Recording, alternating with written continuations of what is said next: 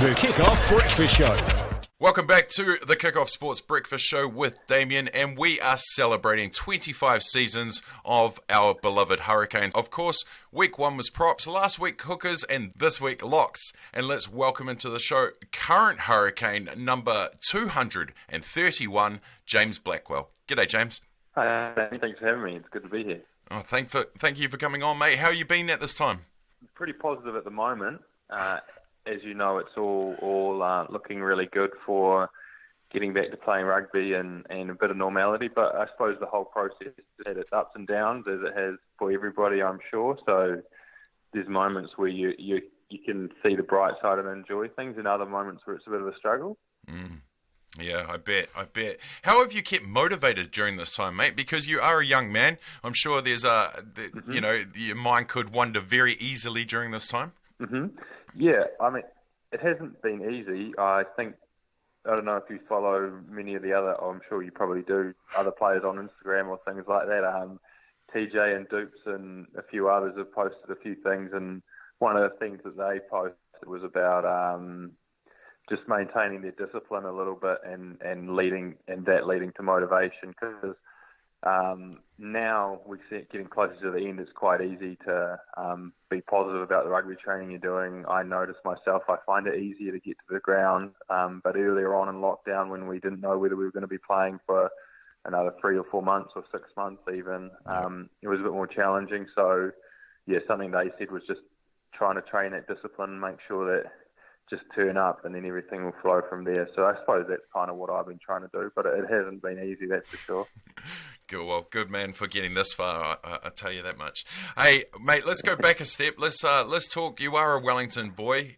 You know, of course, you were captain of the Wellington College First 15. What was it like, a kid growing up and idolising some of the Hurricanes about? Yeah, well, like you said, I've been born and bred in Wellington, and was lucky enough that my family, my parents and my grandparents were really into rugby and the Hurricanes. So I had a season membership from early on when I first started playing rugby as a 5-year-old, and have kept going to the stadium to watch the Lions and the Hurricanes ever since then. So it's definitely a dream that's kind of been built on, and it's quite surreal to realise it. And I had a thought the other day, actually, as part of that motivational stuff, just the taking a step away has sort of made me realise even how much more grateful I am to be able to be a Hurricane and be a Lion, which is what 5-year-old, 10-year-old and 15-year-old James wanted to do. So it's definitely very cool. Awesome. Tell us about those years in between, from leaving college to making the debut in 2017. What kind of systems were you in? What kind of training led you to this moment? It starts off, I suppose, with the Wellington Rugby Academy, which is lucky enough to be based at Rugby League Park, which is where the Lions and the Hurricanes train out of.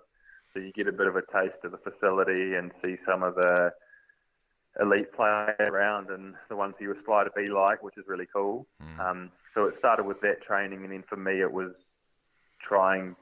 being a trialist for the New Zealand under-20s and making that team. That was a pretty big goal of mine after not making the equivalent team for secondary schools, the New Zealand secondary schools team. So that was my focus coming out of school, and something that really drove me, and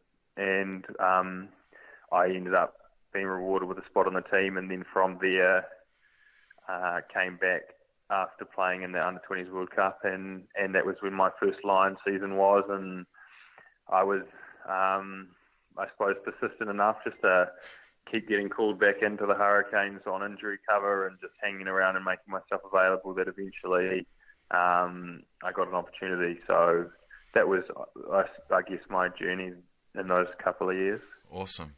Hey, do you have any first day, first week kind of stories where you did finally come into the fold of being, you know, a proper Hurricane and kind of pinching yourself that you finally got there?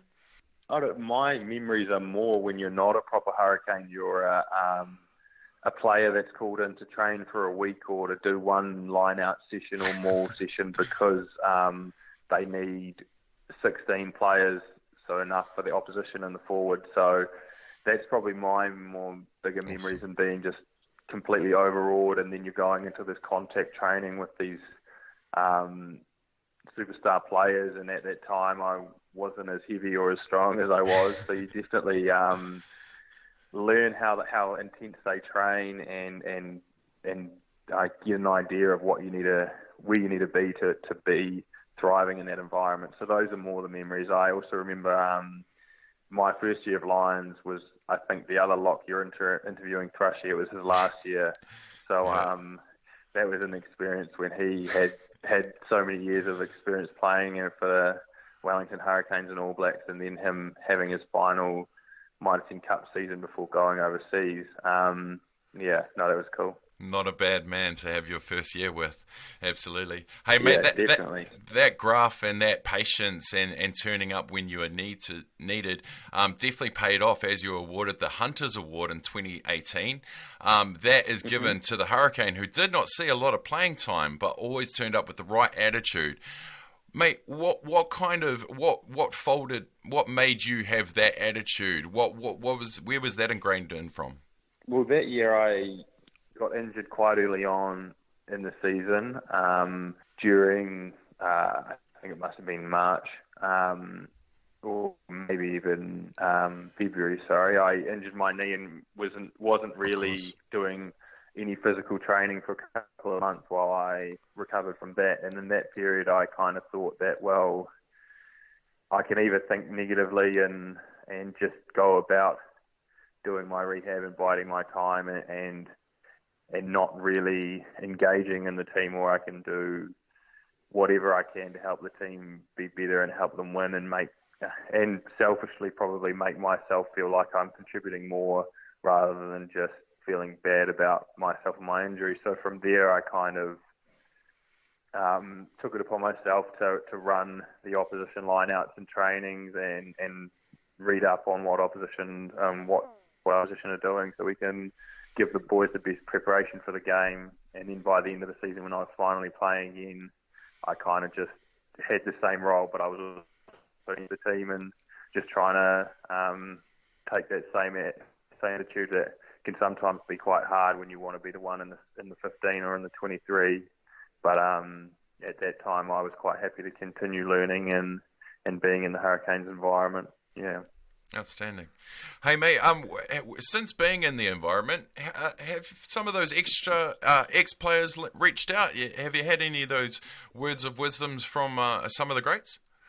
Well, every time a player comes back, and this is often players who are getting into coaching, they may be coaching anywhere around New Zealand or around the world, they'll come back into the Hurricanes environment and they get reintroduced with their Hurricanes number, and then they have probably quite a short talk to the boys, and none of them are too interested in seeking the limelight or getting too much attention. They're more just letting the current team do their thing, and they're wanting to learn about the coaching aspect of it. So we haven't really had too many, at least from my memory, seminars or presentations from old players speaking about the Hurricanes or the jersey or what it means to them. I guess that's kind of just part of the culture, the current culture. Yeah.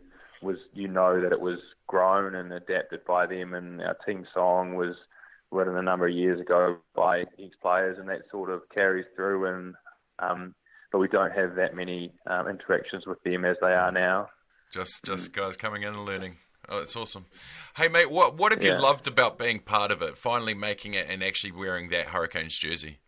I guess, well, what this lockdown has made me realise that one of the things that I love the most is just being around such a good group of boys that can be competitive and go hard going against each other, but then when you're on the field, you're all working together and you're all, I suppose, in unison going towards the same goal. So that's away from everyone for 2 months is sort of made a bit clearer to me that how important that is to have that tight bond with the players and the management and everyone at the Hurricanes, and how positive it is for me seeing everybody's face every day. I suppose that's what I would love the most.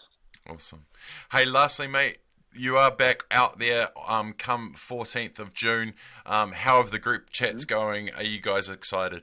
Yeah, super excited. I guess it's like I spoke about previously, from the talks that the NZRU were having with us and the Players Association around worst case scenario, not playing for the rest of the year earlier on in the level 4. It was quite shocking to get to where we are now. The boys are definitely itching to both get back to training and being as a group, but get out on that field. And it's a really cool competition they've put forward, so I'm sure that it'll bring lots of intensity and lots of desire to win. So we're definitely up for it. And have there been any cheeky remarks about seeing Bodie for the first time in a Blues uniform?